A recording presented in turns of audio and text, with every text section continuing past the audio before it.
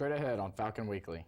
A thriller on the plains. This year's Iron Bowl is decided in 1 second. Hear reaction from Coach Malzahn about his team's improbable win. And finals week is quickly approaching. Hear how UN students are preparing for the exams and find out how the university is giving students a chance to relieve stress. Plus, up in the sky, it's a bird, it's a plane. Nope, it's a drone delivering your online purchases. We'll show you how Amazon hopes to use drones to deliver items directly to your doorstep. Falcon Weekly starts now.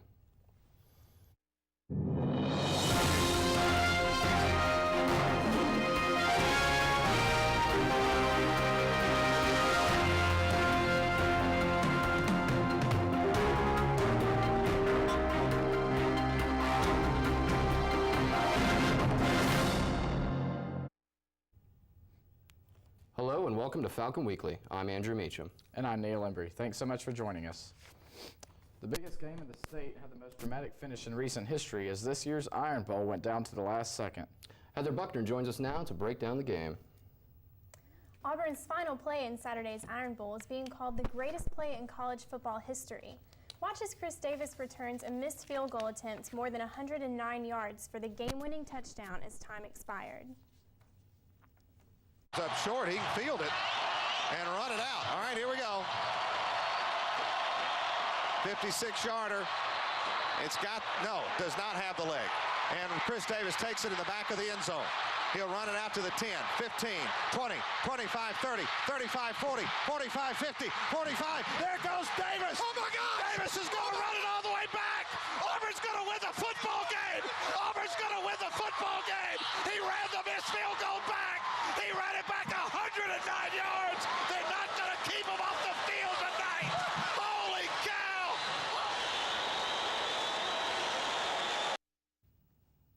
The Tigers would win the game 34-28 and secure their spot in the SEC championship game this Saturday against Missouri. After the game, Coach Malzahn commented on the Tigers' recent miraculous wins and how proud he is of the team. The way we won the last 2 weeks is really unbelievable. Our guys believe, they weathered the storm. I mean, they backed us up. I think they missed a field goal. We held them on fourth down. The offense steps up, the defense steps up, and the special teams. And it's just been an amazing year so far. It's not over with, but obviously huge win. Our program's going the right direction, and really like coaching our kids. The game has Auburn and Alabama fans alike riled up. Some so much so that they've taken to Twitter with death threats to kicker Cade Foster. Foster didn't kick the final 58-yard attempt that fell short and gave Auburn the game, but he did miss 3 goals on Saturday, prompting some fans to turn on him via social media. Here you can see some of the posts fans made on Foster's wall. His teammates have since gone online in his defense, saying they win as a team and lose as a team, and no player wins or loses the game. Parker Barreneau tweeted, "We are behind every player, and every fan should be too." The game Saturday wasn't just for SEC West, but now Auburn will also go on to play for the SEC Championship and a potential shot at the national title. Wow, it's impressive. That's right. If Auburn wins, maybe they'll get a shot to win it all. All right, well, moving on. Hoover police have arrested a 28-year-old Birmingham woman in connection with Saturday's fatal shooting at an Iron Bowl party. Authorities have charged Adrienne LaRose Brisky with the murder of 36-year-old Michelle Shepard. Shots were heard Saturday evening in Summer Chase Apartments in the River Chase area. Authorities pronounced Shepard, mother of 3, dead on the scene. Witnesses say outraged Brisky shot Shepard because Shepard didn't care about Alabama. Brisky is currently awaiting transfer to the Shelby County Jail. In national news, police are looking into the possibility that another car was involved in the fiery car crash that killed actor Paul Walker on Saturday. Investigators got a tip suggesting the red Porsche Carrera GT could have been drag racing when it crashed into a light pole. And reporter Nichelle Turner also tells us that investigators are also looking into the possibility that another car veered in front of the Porsche and caused the crash. Fast and Furious co-star Tyrese Gibson overcome with grief Sunday.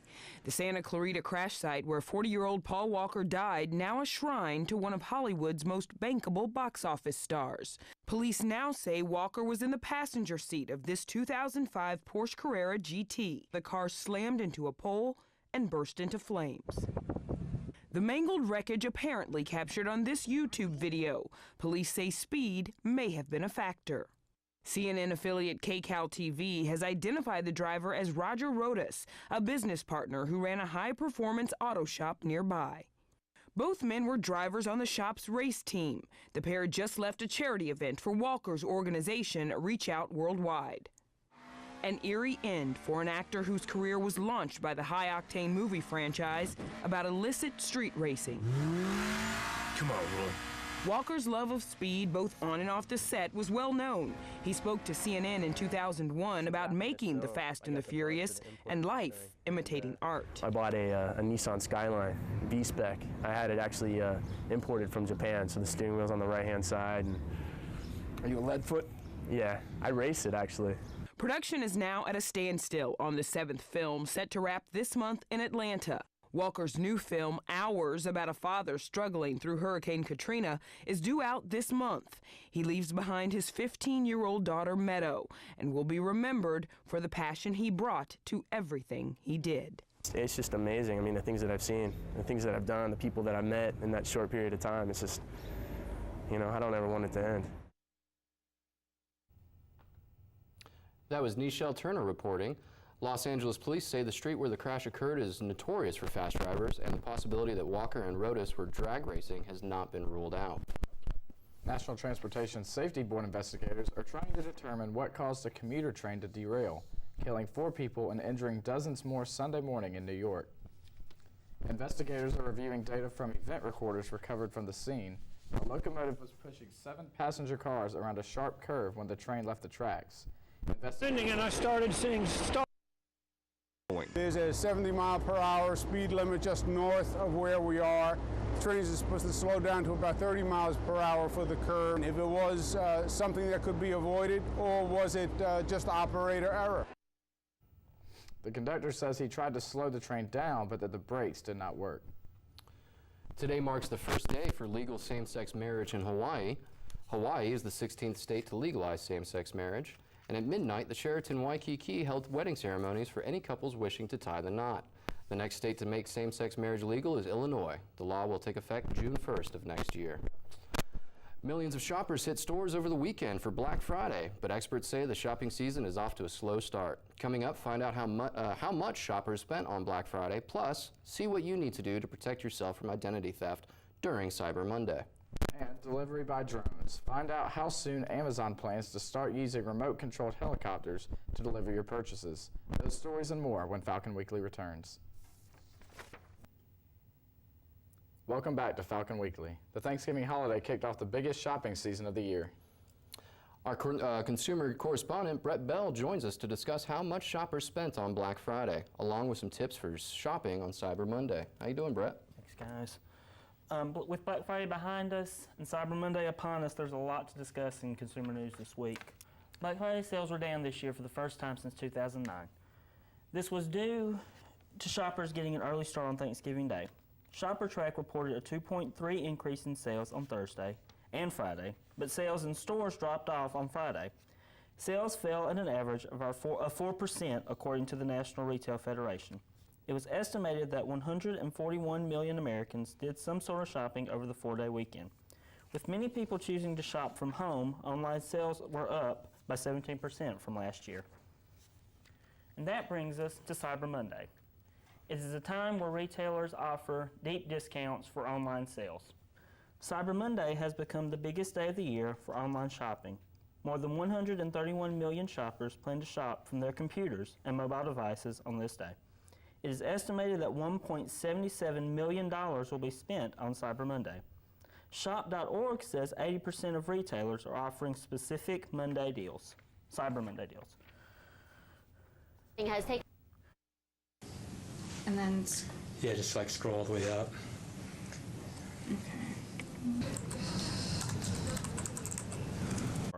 Experts also warn about hackers setting up fake networks that they can then use to steal your account information.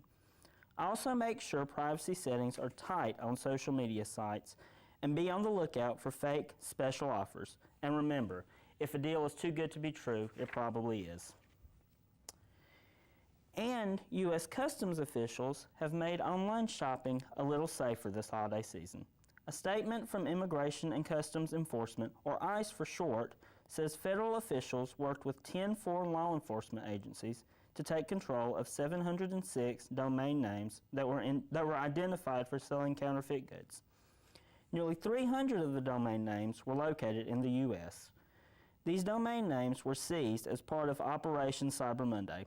ICE says counterfeiters flood the market with fake products ranging from sports jerseys to cell phones during the holiday shopping season.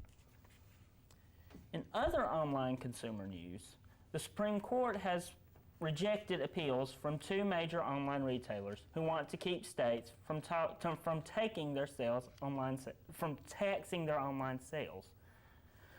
Monday, Supreme Court justices upheld a lower court ruling favoring New York's right to tax Overstock.com and Amazon.com's goods. Courts around the country have mixed rulings on the issue. The United States has no national sales tax, and Congress has yet to act on legislation aimed at allowing state governments to collect taxes from internet-based companies.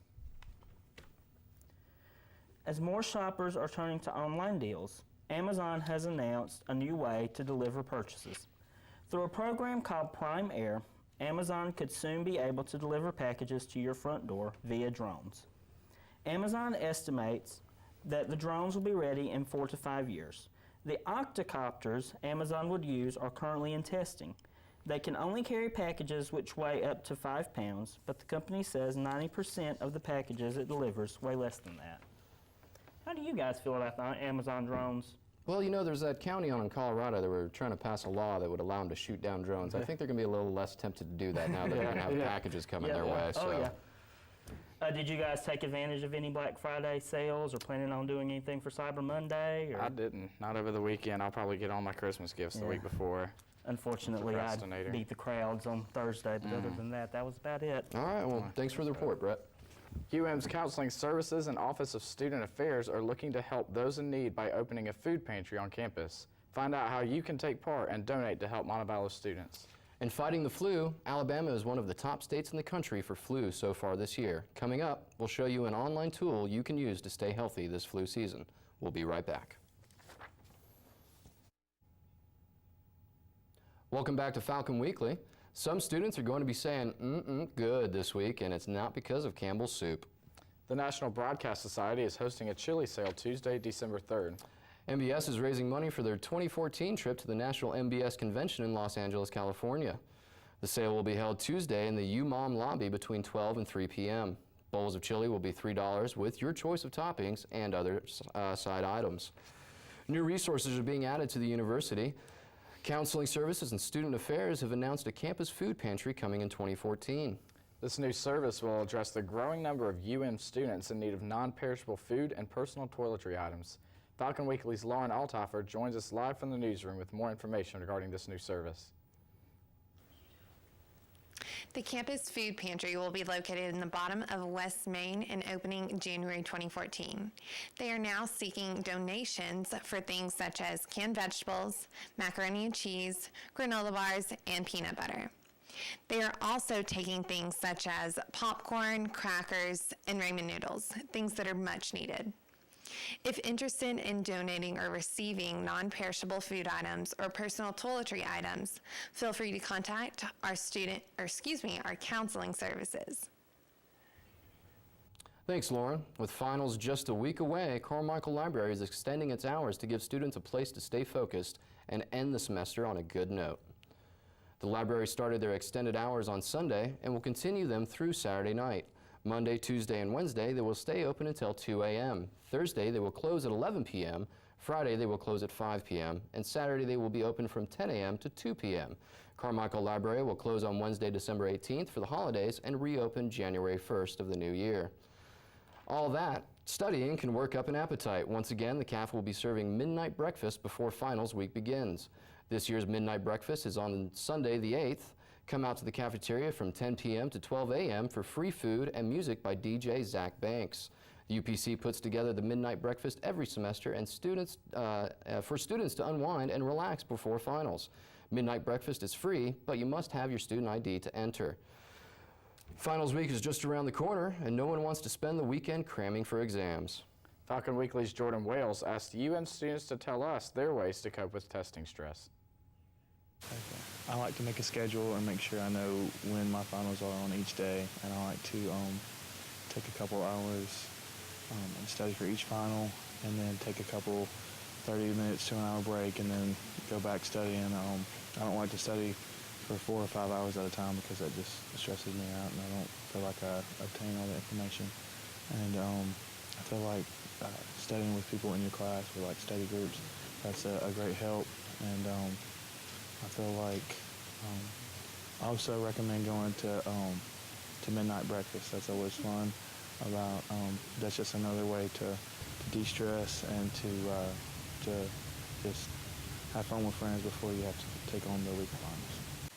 Usually before finals week, I'll kind of go over all the material I have, like everything that I know is going to be on finals. I'll read the textbooks. Flashcards are my best friend. I usually try to not procrastinate too much because then I'll go crazy, but yeah. Simply put, just keep an even head. Make sure you study hard, obviously. But more importantly, make sure you do things to keep stress out of your head. Because the more you stress yourself out, the easier it becomes to black out come test time. And once that happens, it's complete and utter disaster. With finals just around the corner, stress levels are high. Next week, students will be able to take a break from studying to cuddle with some puppies. On Tuesday, December 10th, Hand and Paw will be on campus for a little final stress relief. At 11 a.m., you can meet up with some of the Hand and Paw dogs. This event is sponsored by the Counseling Services and will take place outside of Farmer Hall. Turning to health news, flu season is approaching its peak months, and a lot of people still have not gotten their flu shot. Health experts say don't delay, get vaccinated. As we've seen in the past few years, the flu can make you very sick and in some cases can be fatal. Reporter Carl Azus has an update on the flu in the United States. It's called Flu View, a weekly update on the flu season from the Centers for Disease Control, the organization that monitors illnesses and diseases in this country. It looks at trends on flu outbreaks throughout the flu season. This week, authorities have noticed a slight uptick in the number of cases, most of which have been diagnosed in the southern part of the country, including Alabama, Florida, Georgia, Kentucky, Mississippi, North Carolina, South Carolina, and Tennessee. Although there's no sign of a major outbreak at this time, it doesn't mean you shouldn't get vaccinated. This year, the CDC is recommending that anyone 6 months and older get inoculated. Study after study has shown the best way to fight the flu is to get the shot. For today's Health Minute, I'm Carl Azus. Now it's time for a check of our Montevallo forecast. Falcon Weekly's Margetta Thomas joins us with a look at this week's weather, but first gives us a rundown of this year's hurricane season. Margetta? Thanks, Andrew. Well, hurricane season is over, and this season has had the lowest number of hurricanes in the last 30 years. There were only 2 Category 1 hurricanes, including Hurricane Ingrid, which soaked Mexico's Gulf Coast when it made landfall there as a tropical storm. The National Oceanic and Atmospheric Administration, or NOAA, says the 2013 season will go on record as the 6th least active Atlantic hurricane season since 1950. And our weather here in Montevallo hasn't been anything as serious as a hurricane. In fact, if we take a look at this week's forecast, it looks like we're going to have a small break from cold weather.